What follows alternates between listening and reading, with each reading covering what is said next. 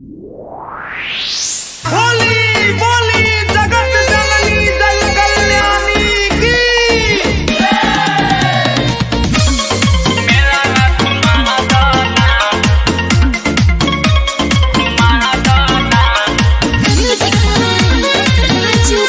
मेरा तुम्हारा दाना।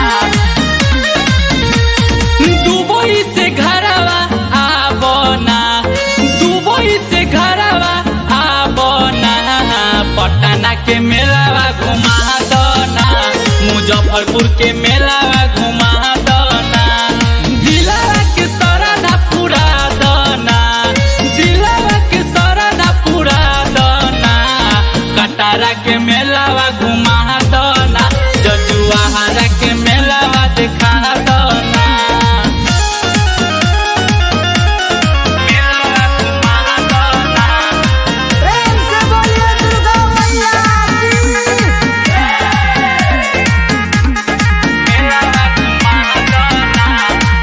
चली न अब की कौनो बहाना, आबे के बाटे जरूरी जी, पैसा के दिक्कत नइखे राजा, कौनो न बा मजबूरी जी।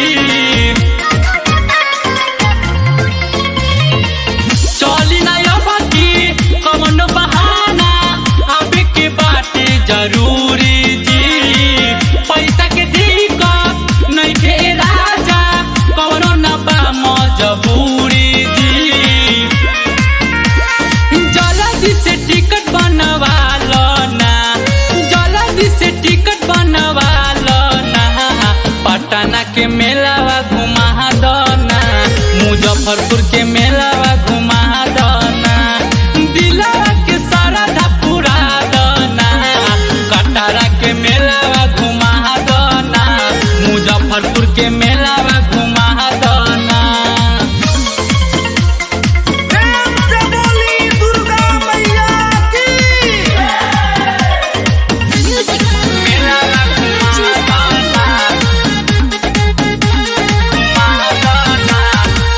राइसन वाले आ देवरा विकासबा 4 दिन पहिले आइल बा, मैया रानी के चढ़ावे खातिर ओनही से चुनरी लाइल बा।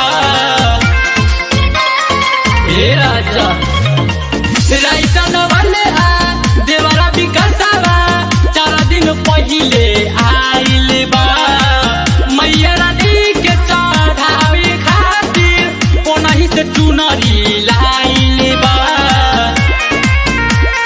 कौन उपाय लगाबो ना, कौन उपाय लगाबो ना, पटना के मेलावा घुमा